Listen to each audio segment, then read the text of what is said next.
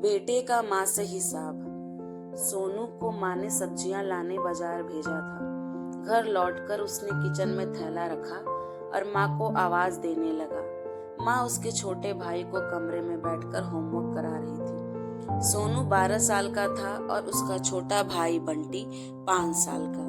बड़े होने के कारण माँ उससे घर के छोटे मोटे काम करवाने लगी थी, जैसे दुकान से सामान लाना, बाजार से सब्जी लाना, बगीचे की साफ सफाई करना, अपनी साइकिल धोना, अपना कमरा साफ करना, अपने कपड़े प्रेस करना।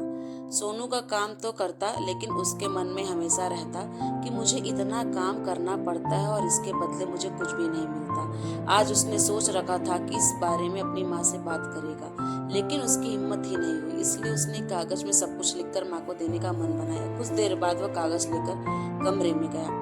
माँ कागज पढ़ने लगी। उसमें लिखा था, माँ, मैंने इस सप्ताह जो भी काम किया उसका हिसाब इस कागज में लिख रहा हूँ। बाजार से सब्जी लाने के 50 रुपए, बगीचे की सफाई के 20 रुपए, कपड़े प्रेस करने के 10 रुपए, साइकिल धोने के 5 रुपए, अलमारी सेट करने के 5 रुपए, कुल हिसाब कुल 10 रुपए। माँ, मुझे इन कामों के जो भी पैसे बने हैं वो पॉकेट मनी के रूप में चाहिए। आखिर कोई भी काम मुफ्त में नहीं किया जाता है।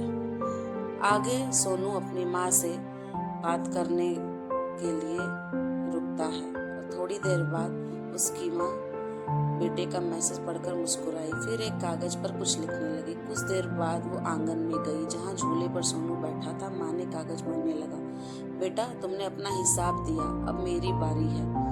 ये मेरा हिसाब। 1 महीने मैंने तुम्हें अपनी कोख में रखा, उसकी कीमत कुछ नहीं। तुम भूखे होते थे तब तुम्हें अपना दूध पिलाने की कीमत कुछ नहीं। तुम छोटे थे तब तुम्हारा ख्याल रखने की कीमत कुछ नहीं। तुम्हारे बीमार पड़ने पर रात रात भर जागकर तुम्हारी तीमारदारी करने की कीमत कुछ नहीं। इन सबसे बढ़कर तुम्हारे लिए मेरे प्यार की कीमत तो लगाई ही नहीं जा सकती, वो तो अनमोल है। ये पढ़कर सोनू की आंखों से आंसू बहने लगे। वो भागकर अपनी माँ के पास गया और उनसे लिपटकर बोला, सॉरी मम्मी, मैंने कभी सोचा ही नहीं कि आपने मेरे लिए क्या क्या किया, कितनी तकलीफें सही। I love you mummy. उसने वो